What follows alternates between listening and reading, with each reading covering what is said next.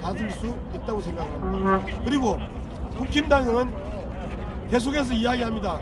정말 선물 보따리가 봄물 터지듯이 쏟아지고 있다고 하는데요. 여러분들이 기억하는 선물 보따리가 뭐였을까요? 분명히 우리는 조공 외교처럼 공납을 상납하는, 공물을 상납하는 것처럼, 청나라에 우리가 상납했던 것처럼, 명나라에 상납했던 것처럼 일본에게 이 엄청난 것들을 상납을 했는데, 일본이 우리에게 약속한 건 뭐죠? 무역 규제 해제 조치요. 자, 그 부분도 따져봅시다. WTO에 우리가 먼저 제소를 했습니다. 일본이 불법적이고 침략적인 반도체 소재에 대한 수출 금지를 함으로 인해서 우리가 이거는 세계 시장 경제에 있어서 심각한 외적 요소이다 라고 이야기를 하면서 이 부분에 대해서 WTO에 제소를 했어요. 제소를 했는데 일본은 너가 제소를 풀면 우리가 수출 규제를 풀겠다라고 이야기합니다. 그러면 어떻게 되는 거죠? 우리가 일본의 침략적 수출 규제가 아니고 우리가 삐져서 일본에 대한 무역 행태에 대해서 제소를 한 거잖아요. 결국은 우리가 먼저 WTO 제소를 취하합니다. 그리고 일본이 수출 규제를 완화합니다. 근데 몇 가지 문제가 있어요. 첫 번째, 윤석열은 그렇게 이야기합니다. 일본이 대한 무역 규제를 풀어서 우리가 WTO 제소를 취하했다고 이야기하는데 이것 또한 거짓말입니다. 우리가 먼저 풀고 일본이 거기에 대한 입장을 발표했어요. 두 번째, 지금 반도체와 관련해 가지고 세 가지 불화수소부터 해가지고 세 가지 문제는 우리나라가 스스로 양산하는 기술로 이미 해결을 했습니다. 그리고 수입 다변화를 통해서 독일이나 대만을 통해서 일본이 아니더라도 우리나라가 이미 그 문제는 해결을 한 거예요.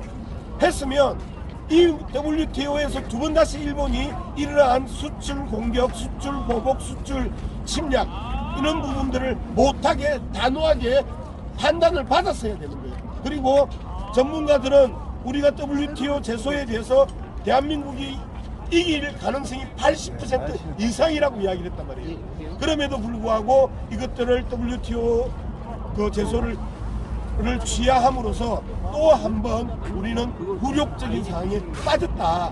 이러한 부분에 대해서 말씀을 안 드릴 수 없습니다. 자, 이게 일본하고 한일 관계에 있어서의 시장 문제, 무역 문제의 활성화를 끌고 왔나요? 결과적으로 끌고 올 수 없는 사안이었고 이미 해결된 사안이었는데 이걸 가지고 한일 간에 있어서의 무역 활성화 운운하는 국힘당의 모습들을 보면서 참으로 정말 토착외구, 저런 게 토착외구구나, 말로만 듣던 토착외구가 저런 거구나 라는 부분들을 우리가 또 한번 뼈저리게 느낄 수 있었습니다. 두 번째, 국힘당은 그렇게 이야기합니다. 김대중 오부치 담화, 1998년에 있었던 김대중 오부치 담화를 기시다가 특정하면서 사과의 이야기를 사실상 간접적으로 했다고 이야기를 해요. 그런데 여러분도 알다시피 98년에 오부치와 김대중 대통령 간의 담화는 오부치가 통절한 반성과 마음속이 우러나는 사과를 이야기를 했었어요. 맞아요. 맞습니다. 그런데 2012년 아베가 두 번째 집권을 하면서 모든 것들을 엎기 시작을 하죠. 모든 걸 엎어버립니다. 일제 강점, 조선 강점 문제부터 그때 대한제국이지요. 강점 불법 없었다, 강제동원 없었다, 위안부 강제동원 없었다. 이 모든 과거사에 대해서 우리는 그런 거 한 적이 없다, 합법이었다, 그리고 한국 사람들의 자발적인 참여였다, 이런 식으로 아베가 다 엎어버리거든요. 일본 거구의 목소리를 아베가 본격적으로 대변하고 그 대변하는 기간이 지금까지 10년의 세월이 흘렀습니다. 이 10년의 세월은 오부치, 김대중 담화가 나오던 그 시절에 일본이 식민 지배의 문제나 강제 동원의 문제나 위안부 성착취의 문제에 대해서 인식했던 것과 완전히 180도 달라졌던 거죠. 그럼 180도 달라졌으면 이 부분에 대한 사과를 해야 되고 배상을 해야 되는 거잖아요. 맞습니다. 그런데 언론들이 학폭 가해자가 동창회 나갈 때마다 학폭 피해자에게 미안하다 해야 되냐고 있다고 말을 합니다. 대통령실에서도 사과 한 번 더 받는 게 뭐가 중요하냐고 그 개소리들을 해내는 거죠. 지난 10년 동안에 있었던 아베 정권과 기시다의 만행에 대해서 여러분들이 충분히 보고 느꼈고 경험하고 그러면서 우리가 노제팬 가질 수 있다고 생각합니다. 그리고 국힘당은 계속해서 이야기합니다. 정말 선물 보따리가 봄물 터지듯이 쏟아지고 있다고 하는데요. 여러분들이 기억하는 선물 보따리가 뭐였을까요?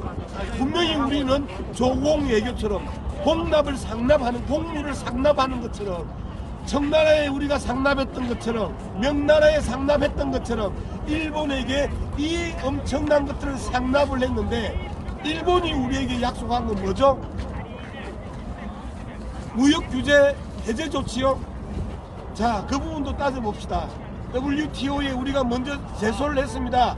일본이 불법적이고 침략적인 반도체 소재에 대한 수출 금지를 함으로 인해서 우리가 이거는 세계 시장 경제에 있어서 심각한 외적 요소이다 라고 이야기를 하면서 이 부분에 대해서 WTO에 제소를 했어요. 제소를 했는데 일본은 너가 제소를 풀면 우리가 수출 규제를 풀겠다라고 이야기합니다. 그러면 어떻게 되는 거죠? 우리가 일본의 침략적 수출 규제가 아니고 우리가 삐져서 일본에 대한 무역 행태에 대해서 제소를 한 거잖아요. 결국은 우리가 먼저 WTO 제소를 취하합니다. 그리고 일본이 수출 규제를 완화합니다.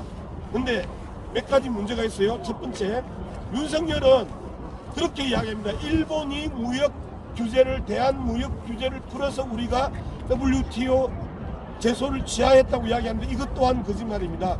우리가 먼저 풀고 일본이 거기에 대한 입장을 발표했어요. 두 번째, 지금 반도체와 관련해 가지고 세 가지 불화수소부터 해가지고 세 가지 문제는 우리나라가 스스로 양산하는 기술로 이미 해결을 했습니다.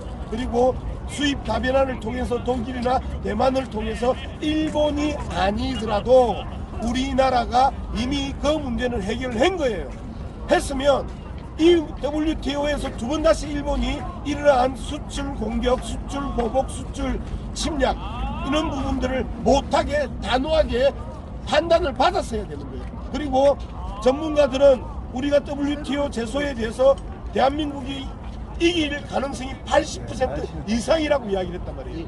그럼에도 불구하고 이것들을 WTO 제소를 취하함으로써 또 한 번 우리는 굴욕적인 상황에 빠졌다. 이러한 부분에 대해서 말씀을 안 드릴 수 없습니다. 자, 이게 일본하고 한일 관계에 있어서의 시장 문제, 무역 문제의 활성화를 끌고 왔나요? 결과적으로 끌고 올 수 없는 사안이었고 이미 해결된 사안이었는데 이걸 가지고 한일 간에 있어서의 무역 활성화 운운하는 국힘당의 모습들을 보면서 참으로 정말 토착외구, 저런 게 토착외구구나, 말로만 듣던 토착외구가 저런 거구나 라는 부분들을 우리가 또 한번 뼈저리게 느낄 수 있었습니다.